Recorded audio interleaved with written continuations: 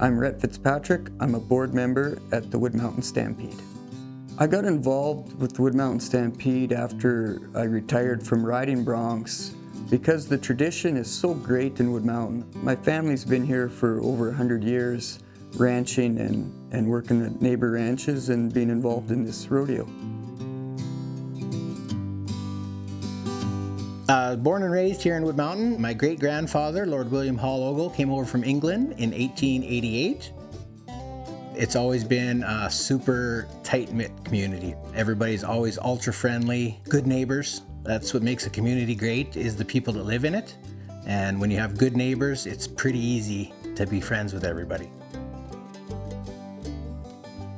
The Wood Mountain Stampede is held at the Wood Mountain Regional Park, which is 9 miles south of Wood Mountain itself, and it's very popular in the community. Everybody always comes from all around for swimming lessons, for the booth, for Wood Mountain Rodeo, or for any social gatherings in the summertime. In 1890, the Stampede in this area was started as a celebration for Dominion Day by the Northwest Mounted Police. They got the local Lakota band and the local cowboys in and themselves to compete against each other in a multiple of events, including horse racing, tug-of-wars, and it was basically a celebration of Canada and the community down here. And it stood the test of time because of the community involvement, the committee members putting their heart and soul into having a rodeo, and the contestants coming, and mainly the fans wanting to get together in this small, remote area. Rodeo is a sport where you have to be very tough mentally. You have to have a very good support system, whether it's family, traveling partners, just even fellow contestants. Injuries are a part of it. You have to learn how to overcome injuries, ride injured. A lot of times you're on your own, and so you have to be strong mentally.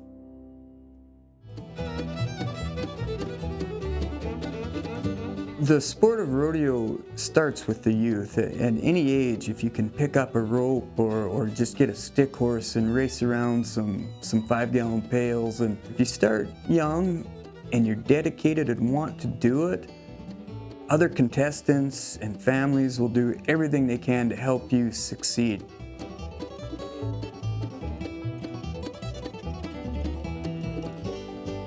The contestants and the animals are very well taken care of. You are always with people that are helping you and want to go and be a part of rodeo. And the animals themselves, they're very well taken care of. Broncs and calves and steers, that is a life I almost wish I had myself. One of the events in rodeo is team roping. You have a header and a heeler to see who can rope the head and the heels of the steer. There's a barrier involved, so the header can't get out and cheat on the steer. And then the heeler comes up, picks up 2 heels, and that's their time. The ranch rodeo itself is very important in the scheme of things because it's always local contestants that are competing. People that have day-to-day jobs on the ranch, working cattle, working the land. And that's how rodeo all started in the first place. From horse races to bronc riding, one cowboy thought, hey, I think I can best that other cowboy. Some of the events that you'd see at a local ranch rodeo are wild cow milking, team penning, team brandings, and these events are all what people would do on the ranch. One of the events in ranch rodeo is called wild cow milking. It's where one of the contestants ropes a cow and the other contestant runs with a bottle. And once you get one drop into the jug, the contestant races back to the judge and he gets flagged a time. And let me tell you folks, if you've never seen it, it looks like utter chaos, but it is quite fun watching.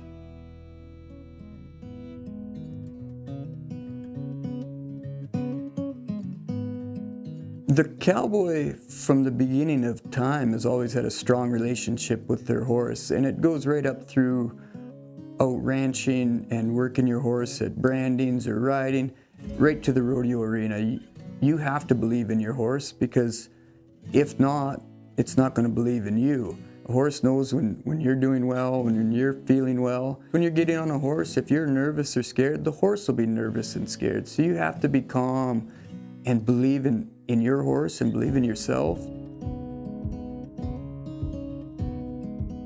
The work to build a horse can take years and years. They call it seasoning. They start with a young horse, and it can take 5-6 years to get a full-blown rodeo competitive horse going. They have a beautiful lifestyle, and they appreciate the riders as much as the riders appreciate the horses. As a rodeo contestant and a rancher, I have multiple favorite horses. On the ranch, I have a beautiful blonde horse that just has a personality, and I like a horse with personality. I want something that cares about you and races up to be caught and wants to work. Dude was one of my best friends almost. Put him down about 10 years ago, and still probably one of the best horses I think I've ever had. Once you had a horse and it's been a part of you, it's weird to try to explain the bond, but it's one that once you know, you know.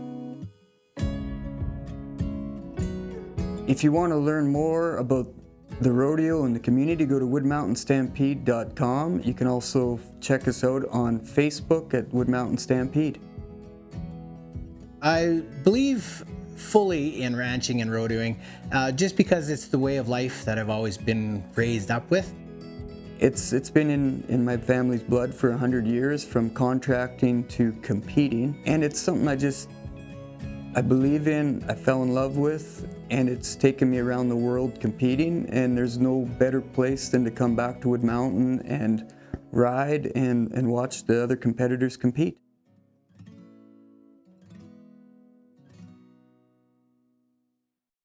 If you have program ideas you'd like to see on maxTV Local, let us know at SaskTel.com/local.